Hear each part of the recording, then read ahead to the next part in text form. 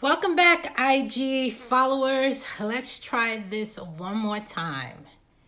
The internet was not allowing me to be great, and they do not want me to get out this awesome information about debt and how to conquer it. So welcome back, welcome back. Sorry, guys, for the issue with the connectivity, but we are back. We are back, we are back, we are back.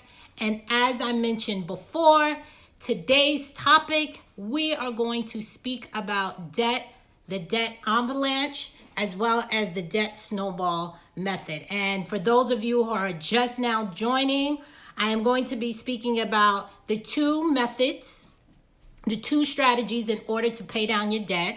In addition to that, I'm going to talk about how these two methods or strategies actually work.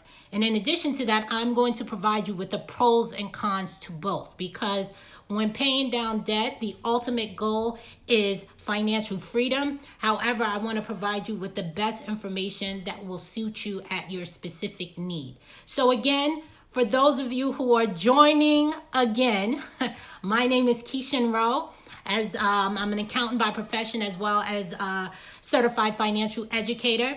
In addition to that, I am a financial coach, and that is where I find my most joy. If this is your first time, welcome.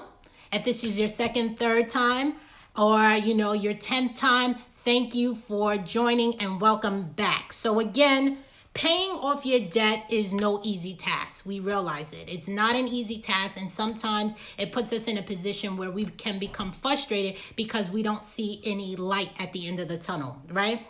So everybody has this concept of wanting to pay down their debt and potentially coming up with some kind of debt elimination plan. And sometimes it's very hard to navigate because you don't know where to start, right? And a lot of people are tired of going through the everyday cycle of living from paycheck to paycheck. And a lot of it has to do with the fact that they have this looming debt that is on their head. But today we're going to talk about what are the best methods for you to pay off your debt. So, as always, please note that the information that I'm going to be sharing with you on today is informational purposes only. And if you desire to have some additional assistance with paying down your debt, we can always engage in a conversation on how or what is the best method for you. So, I know a lot of people can agree with me when I'll make the comment and say that debt is evil. Right? Debt is evil because sometimes it feels as if we can't get our head above water, or you may feel as if you're living that cycle each and every month of trying to pay down your debt. And sometimes you become so bombarded because you don't know, again, what the next step is. So as always, I always love to provide some level of, some statistics to give you an idea of what this whole debt is looking like in America, right? So there are some leading numbers that are out there, but the number 3 debt that are out there that people are constantly dealing with every single day are student loans, right? I know a ton of people can attest to that. Student loans. The second one, credit card debt, right? A lot of people have a ton of credit card debt, and the last can be car debt. So if you have a vehicle and you're making monthly payments, that is something that is looming over your head. So those are the 3 top debts that are out there, right? So according to statistics, the average person has roughly about $38,000 of debt, right? And this is here in America. In addition to that, 25% of all debt is attributable to credit card, right? So you remember I just named the top 3, and out of the top 3, one of them was credit cards. And here, statistics show that 25% of all debt is attributable to credit card debt, right? In addition to that, 2 in every 10 people. So imagine a group of 10 people. Out of that 10, 2 people out of that group spend between 50 and 100% of their monthly income on paying down debt. That is crazy. And what I want you to realize is that if you're living the cycle of paying down your debt aggressively each and every month, guess what's going to happen? You're not going to have enough money left aside for you to save.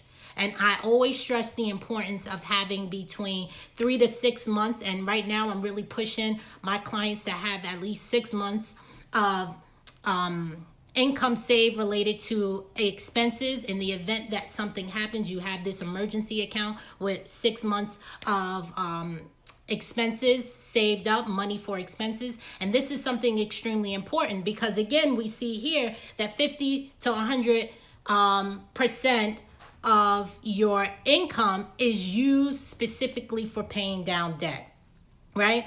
In addition to that, there was a small percentage that breaks out how much are actually attributable to certain brackets, right? Or certain buckets.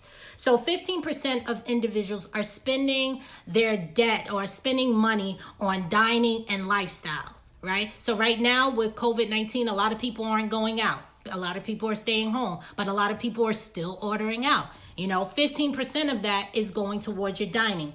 13% of that is going towards your clothing and your personal care. And then an additional 13% is attributable to hobbies. So I always tell people, stop writing lifestyle checks that your bank accounts can't cash. Your bank accounts are not in a position for you to keep exhausting it and keep spending it on things that are not needs. You're spending things that are on wants, and what that does is continuously pushing you into that realm of debt. But again, today we're going to talk about ways to eliminate that debt, right? So there are two distinct methods, right, to paying off debt. We have the avalanche method, and then we have the snowball method, of which both may be extremely useful when trying to determine which one to utilize. They both have their pros and cons. And as we see here, the debt avalanche method is the traditional approach that most people typically take, right? And then there is the debt snowball effect, which is something that Dave Ramsey coined. And I'm going to go in deep and talk specifically about each one of these methods and see, and as I go through the process, I want you to take a step back and look at your own debt to see which one will best benefit you. So here goes. So the debt avalanche method pretty much involves a person taking a look at their debt and making the minimum payments, right? And in doing that, they will use the remaining money to pay off the debts with the highest interest, right? So the main thing about the debt avalanche method is that you yourself want to pay off the debt that has the highest amount of interest. So right now we're taking a look at an individual who had a ton of debt. They had credit card debt, personal loan debt, student loan debt, car loans. They had all of this stuff, right? And so what we did was I put them in order based on the interest rate, not based on the amounts that they owed, but based on the interest rates itself, right? So when doing that, the first thing that a person is going to do when they look at this is to determine, okay, let me look at all of my debt. What is the debt that I have? Let me put them in order based on the interest rate. So once I do that, I have all of my interest rates lined up. I pay the minimum amount on each one of those credit card bills, right? But what I'm going to do is whatever income that I have left over at the end of the month, and the way you know that is by what? Having a budget. I always talk about having a budget. Once you realize that you have a significant amount or a small amount, whatever the amount that you have left over each month, let's say you have an additional $200, you're going to use that $200 and pay it towards that $20,000 credit card. So remember, you're making the minimum payment on that, but whatever additional amount you have, you're going to put it onto that highest interest rate. And then what you're going to do is continue the process until that bill is paid off, right? So what are some benefits associated with this debt avalanche method? So a lot of people are saying, you know what, that might sound like it's the best, but let me analyze and see if this is really for me. So one of the benefits associated with this debt avalanche method is that over time, it lowers the payments that you will have to pay, right? And the reason why it lowers the amount of payments that you will ultimately have to pay is because you're paying the least amount of interest, right? So if you're tackling that highest interest that has, let's say in the last example, it was 20%, and you're paying the minimum balance, and then you're paying additional, what you're theoretically doing is reducing the amount of interest that you have to pay on that balance that is owed. So over time, your payments are going to become lower, and then you're not going to owe that much on that particular bill. In addition to that, it will cut the amount of time that you will have to pay that bill. Again, because all of your money is not going into the interest, it's mainly going into the principal, which is reducing the amount of the debt, right? So that is a few of the pros. Now, what are some disadvantages to the debt avalanche method? So one of the disadvantages is that it's going to take you potentially a longer amount of time to pay off that first debt. So in that last example that I showed you that that particular person had a $20,000 balance, right? And I think in that slide, the lowest amount of debt was $1,000. Now, if that person is focusing on paying off that $20,000, it's going to take them way longer to successfully pay that off as opposed to them paying down the $1,000. So that is one of the disadvantages associated with utilizing the debt avalanche method. In addition to that, it's harder to stay motivated, right? So I'm all about encouraging my clients to pay down their debt, live financially free. And a lot of times it is harder for them to stay motivated when they only see a small amount coming down on their balance each month. So imagine you're doing this for a year and you're only seeing, a couple of, maybe $1,000 coming off of that balance that you had at the end of the year when you started off with 20,000. It's great that you're bringing that liability down, but it's harder to stay motivated because you do not see any quick results. So let's talk about this debt snowball method, which is the method that I normally advise my clients to utilize. And I can share with you why towards the end of the presentation. But the debt snowball method, similar to the debt avalanche method, involves making minimum payments on all debt, right? But in addition to that, you are going to be paying off the smallest debt first to get them out of the way before moving on to the bigger ones, right? So the last one, the debt avalanche method, they take a look at the highest interest rate, but the debt snowball says, you know what? Let's take a look at the smallest debt first, right? So let's take a look at this example. So this particular person has a debt that goes from $1,000 to $10,000, right? And the interest rates vary, right? They make the minimum amount of payments, but guess what? Their smallest debt is $1,000 and it has the highest interest rate. So if we were going back to the avalanche method, that person would be paying off the one with the highest interest rate, right? Which in this scenario, it works out to be the same because the highest interest rate is also the lowest amount of balance that is remaining. But let's say, for example, that the interest rate on that $1,000 was 2%, right? With the debt snowball method, you want to pay off the smallest amount first. So you're going to pay down the $1,000. But what is so unique about the snowball method, which is a method that Dave Ramsey has coined, and pretty much people believe that this is the most advantageous one is because you allow yourself to pay off that minimum balance. And if you have any additional money, you're going to put that towards your minimum balance. But we're going to take it a step further. So with a snowball, a snowball, if it's rolling down a hill, it gets bigger and it gets bigger. This is what happens when paying down your debt. So when you pay off the small amount, right?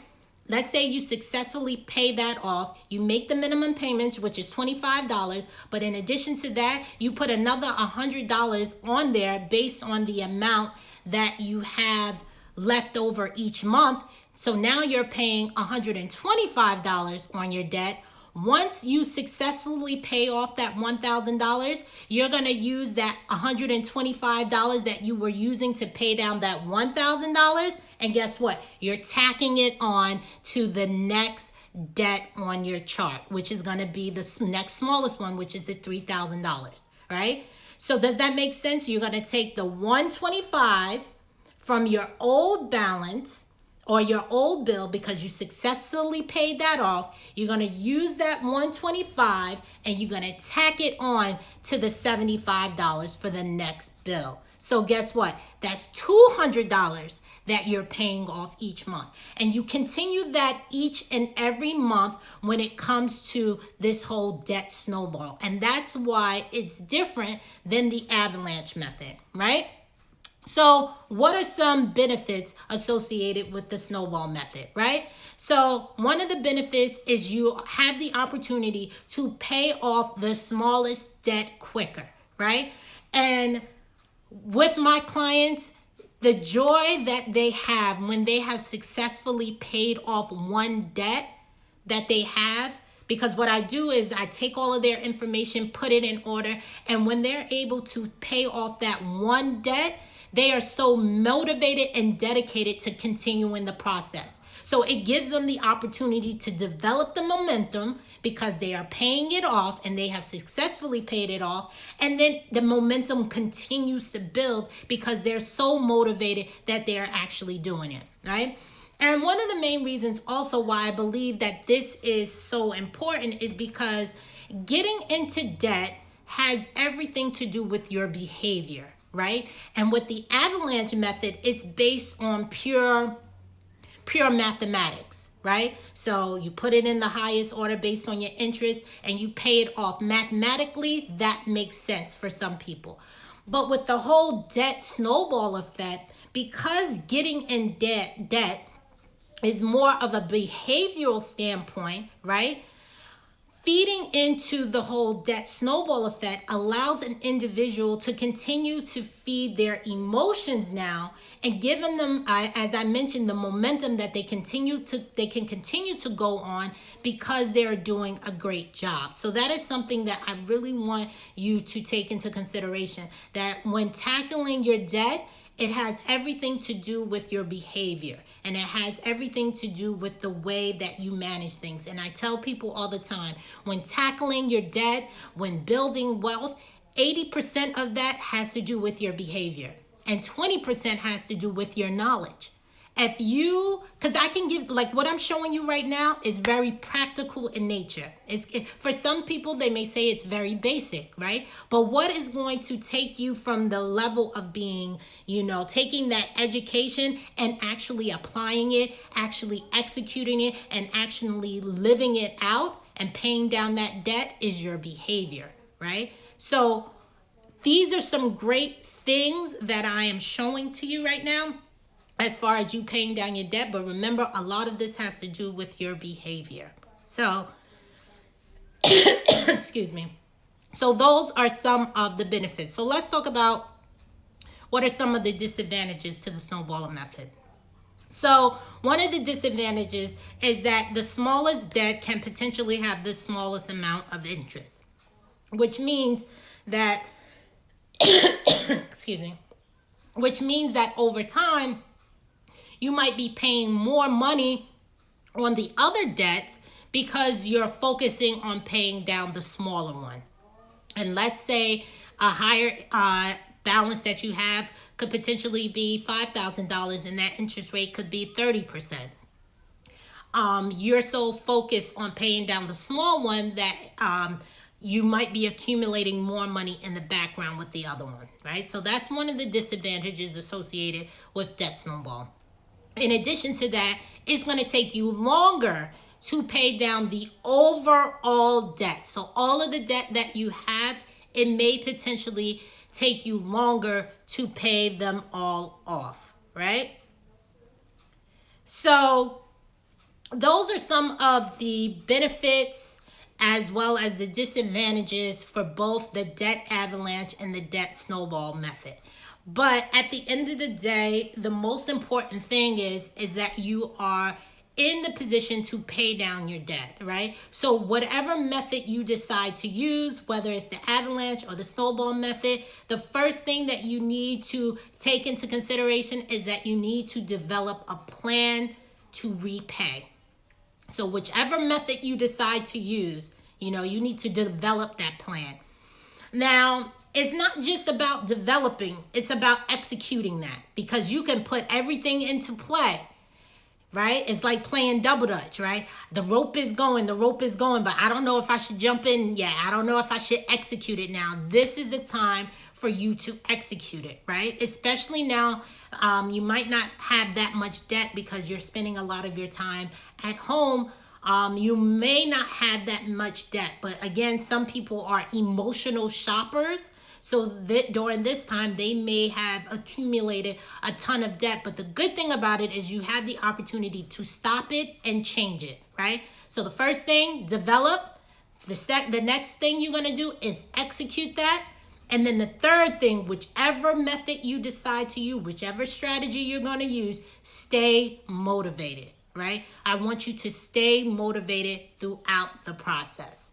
Now, if you have any questions, please feel free to ask me and let me know, because again, this is a time for me to provide you with some information if you have any questions. But I do see, I thought there was a question that came in. Let's see. No, there wasn't a question. But again, if you guys have any questions, please feel free to let me know. I saw that someone said that during this quarantine that they are almost done paying off their credit card bill. Kudos to you. That is an amazing accomplishment. And my encouragement to you is to continue to stay on the course, because once the world opens back up, a lot of us may be tempted to go back into the old routines that we had before, right? We're going to be excited to be going outside, and I'm going to be excited to go outside too. I'm not going to act like I'm oblivious to the fact that, I'm longing to go outside and to enjoy that other side of life. However, I'm very mindful, and I'm not sure if you guys remembered on the Lunch and Learn where I talked about credit card debt. I kept my balance at 1%. So out of all of the credit limit that I have on my credit card, which is roughly about $60,000, I am spending only 1% of the credit that I have. And what that does is it allows me to stay in control of the debt that I have. And what it also does is put me in a position where I don't have to, worry about how am I going to pay off that next debt, right? Or how am I going to pay off those things? So we have a question coming in right now, and I'm going to read this. This person says, so should we pay collections? How can we ensure they will increase our score? So anything that you have in collections, I would say get on the phone with them, find out what the clear balance is that you have, and find out from them, right? Find out from them, is there any way for you to pay a lower amount? So let's say, for example, your balance with collection is $1,000, right? Towards the end of the month, and even right now, because a lot of people bills might have defaulted so much that it may have resulted in them being sent to collections. But let's just say, for example, you have a $1,000 liability that has been sent to collections, right? It's the end of the month. They always want to close down their their outstanding balances that they have for the month. They want to make sure that they have, closed out any cases. So what you need to do is get on the phone with them and try to negotiate the amount that they have, right? So if they say you owe $1,000, see if you can go as low as possible. I would even say ask them if you can pay half of that, $500, but make sure whatever amount you propose to them that you're able to pay it at that time, because what they're going to say is, you know what? We can close out this account. You can pay the $500. How would you like to make that payment? Would you like to make that payment right now over the phone? Because they're going to want you to pay that off so they can close it out. So make sure the rule of thumb is always, when paying down your debt, if it's sent to collections, try to negotiate that down. And in negotiating it down, make sure you have the amount that you are negotiating it down to, right?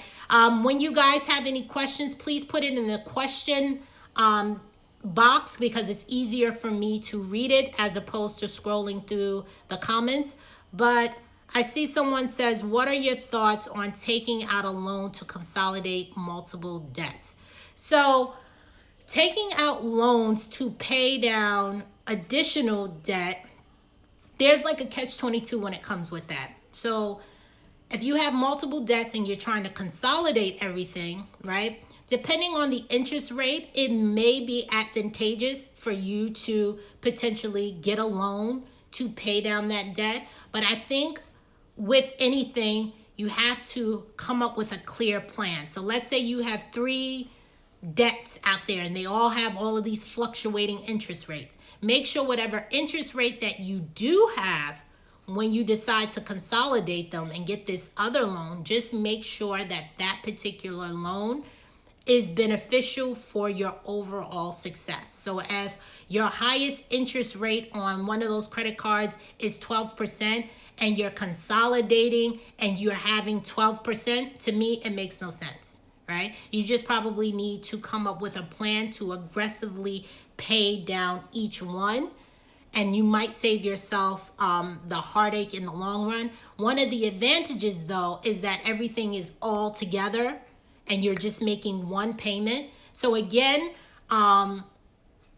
everything, there's pros and cons to both, but I think the first thing, you just need to take a step back and look at everything that you have to make the best determination. In addition to that, you might not even need to get a loan.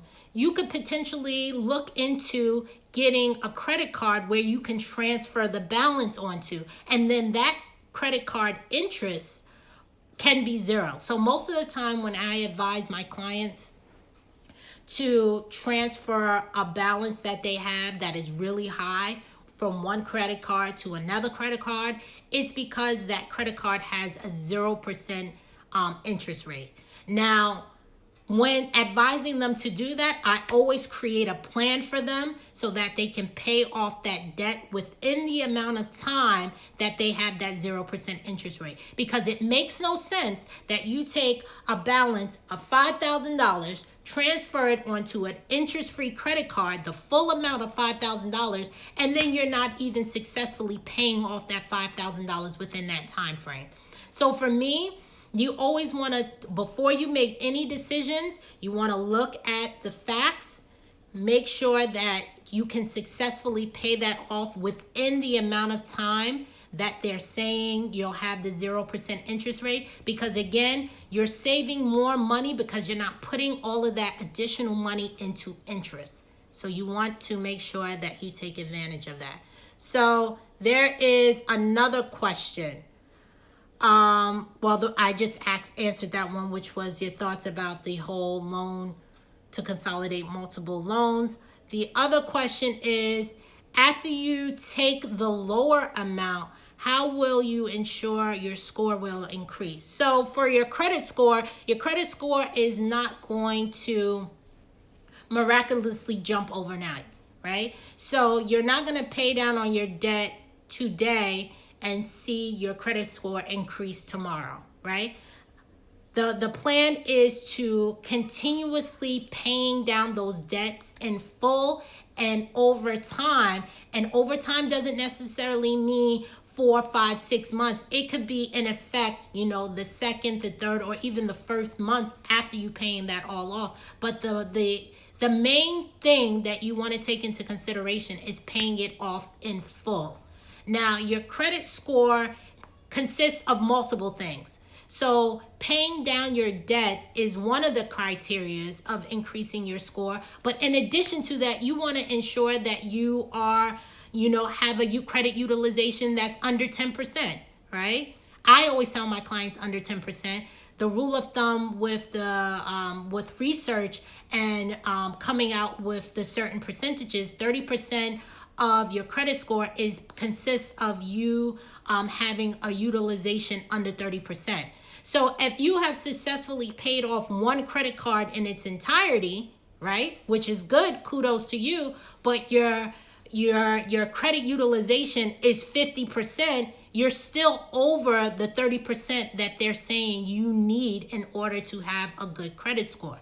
So I don't want you to automatically think that if you pay this down, that your credit score is going to jump like Jordan. It may not, but you have to make sure that you're not being sent to collections, that, all of these other things are not, happening, that, you don't have a lot of credit inquiries on your account. You're not opening up accounts and then closing them next month. Those are so many different factors that you need to take into consideration in order to ensure that your credit score is going to increase once you have successfully paid down your debts.